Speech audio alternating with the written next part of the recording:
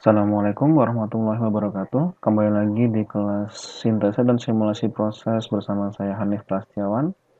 Dan untuk minggu ini kita akan membahas satu lagi unit operation yaitu distillation column, di mana pada yang sebelumnya kita sudah membahas mengenai flash,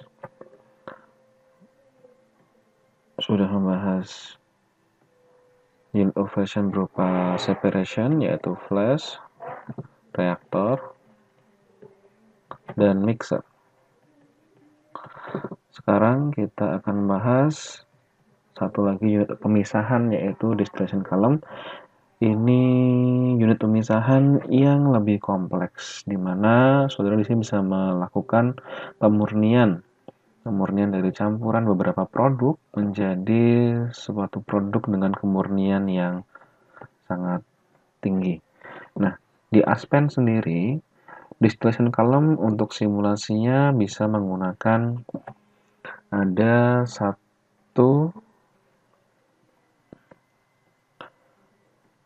ada 1, 2, 3, 4, 5, 6, dan 7 item, 7 equipment.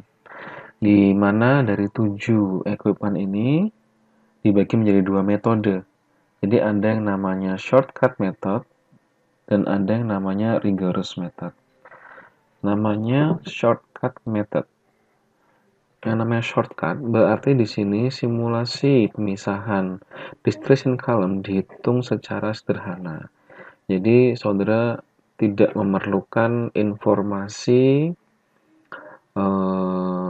equipment yang terlalu banyak, sehingga hanya saudara menginginkan cukup menuliskan berapa kemurnian yang saudara inginkan pada produk atas ataupun bawah. Nah, untuk shortcut method itu ada 3 alat yang bisa digunakan. Ada DSTWU, ya, ada DSTL, dan ada SCFREC. Nah, di STWU ini, saudara akan dapat menghasilkan simulasi yang tidak cukup detail ya. Jadi di hasil nanti saudara hanya akan mendapatkan informasi pada outputnya saja. Jadi untuk informasi, jadi kalau saudara sudah ketahui menara destilasi ini ada yang berupa tray ya, atau ada juga yang berupa packing. Nah, kalau misalkan saudara melakukan simulasi dengan menggunakan metode shortcut, saudara hanya akan mendapatkan hasil pada output-outputnya saja.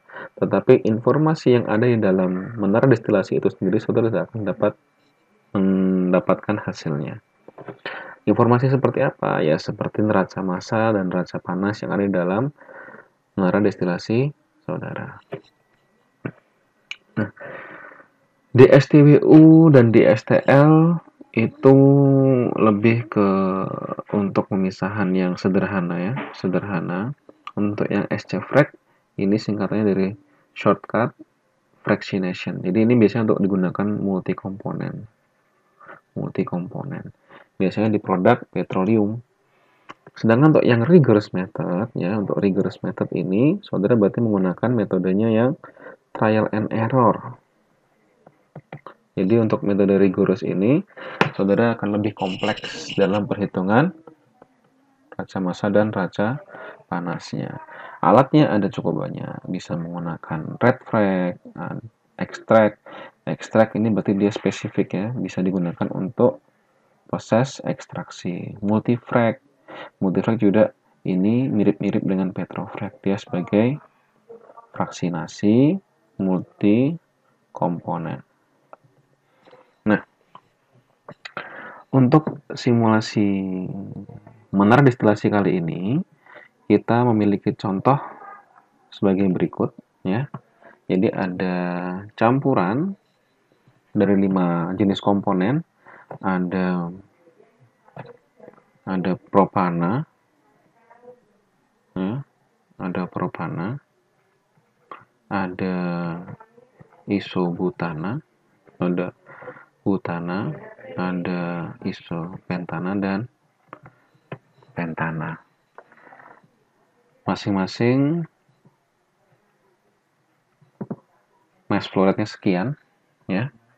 Nah, Kalau secara kaidah pemisahan, mungkin nanti saudara akan mempelajari lebih lanjut pada mata kuliah PPK bersama saya nanti juga.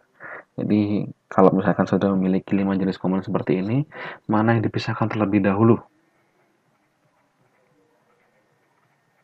Jadi, ada kaidahnya. Apakah saudara harus memisahkan propannya dulu, atau bahkan mungkin isobutan dulu dengan propen, sisanya di bawah, atau sebaliknya, atau bisa N-pentan dulu yang di bawah, sisanya yang di atas. Itu kalau misalkan saudara memisahkan menggunakan menara distilasi.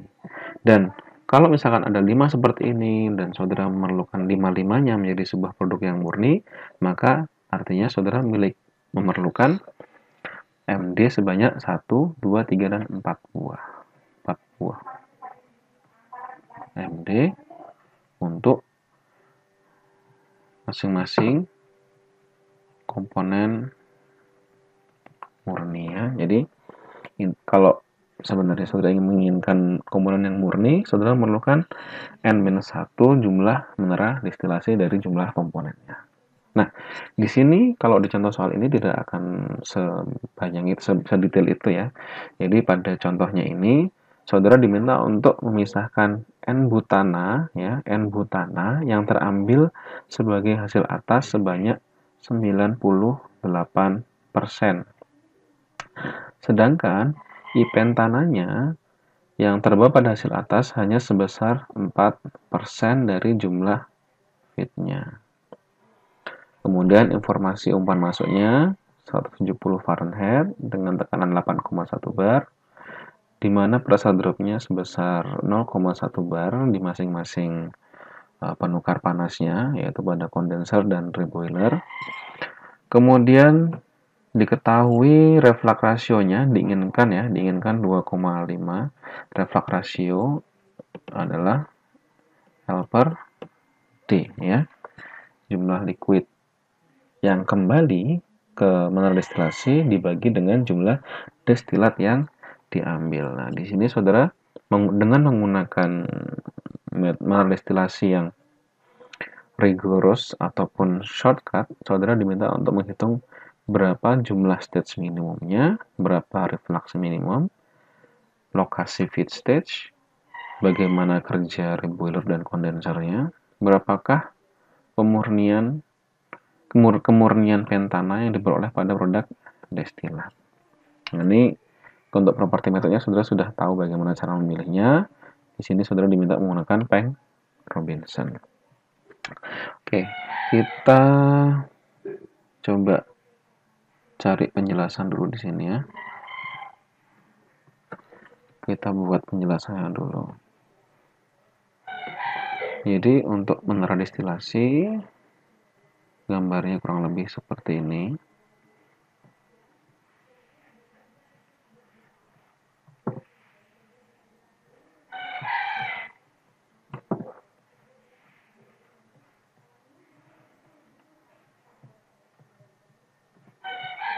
Ini adalah feednya.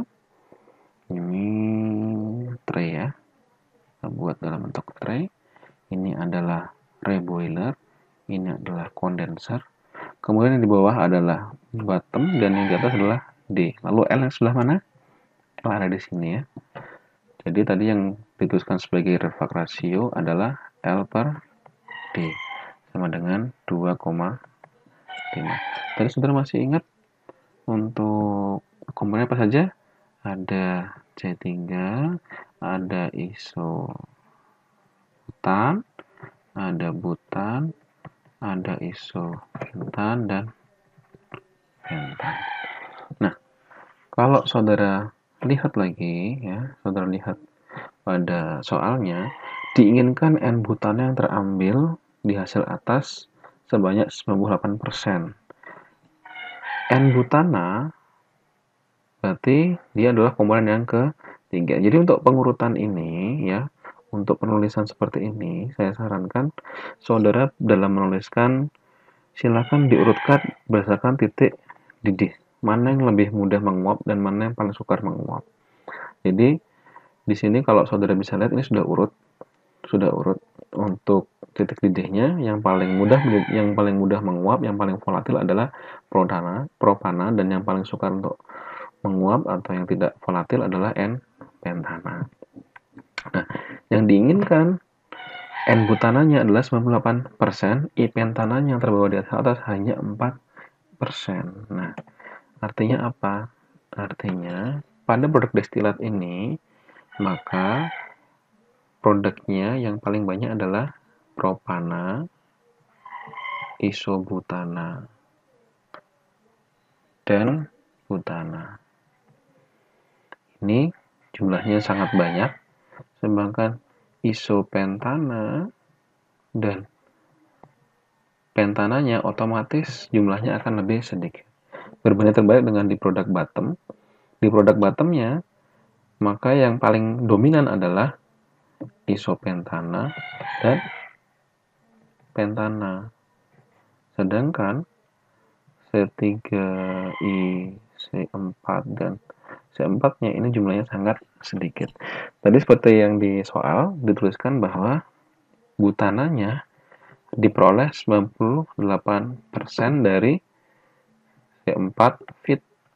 Sedangkan isopentanannya yang terbawa di sini adalah hanya 4% dari IC5 fitnya. Sehingga otomatis yang ada di produk bawah, IC5-nya yang di sini adalah 96% dari isopentana dari fitnya. Sedangkan butananya adalah sisanya hanya 2% C4 fit. Nah, kalau misalkan seperti ini, maka jelas ya. Jadi, ini adalah batasan, di mana kalau C4-nya banyak, otomatis komponen-komponen yang lebih mudah menguap di atasnya, dia pun juga pasti akan menguap semua. Ya, jadi titik suhu operasi yang diambil di sini itu diambil bagaimana caranya agar pemisahannya itu batasnya hanya pada sampai C4. IC5-nya berada di produk bawah. Nah, jadi itu penjelasannya. Lalu kemudian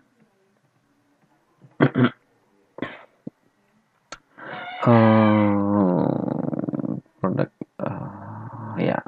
Jadi tekanannya 8,1 bar. Ini. Jadi tekanannya inputnya kan 8,1 bar. Kemudian pressure drop-nya 0,1 bar. Kira-kira yang di bawah sini berapa pressure-nya dan yang di atas sini berapa pressure-nya? Sebelum saudara melanjutkan untuk ke tutorial, coba dijawab dulu. Bagaimana kondisi operasi tekanan pada reboiler dan tekanan pada kondenser? Silahkan dijawab di grup. Terima kasih.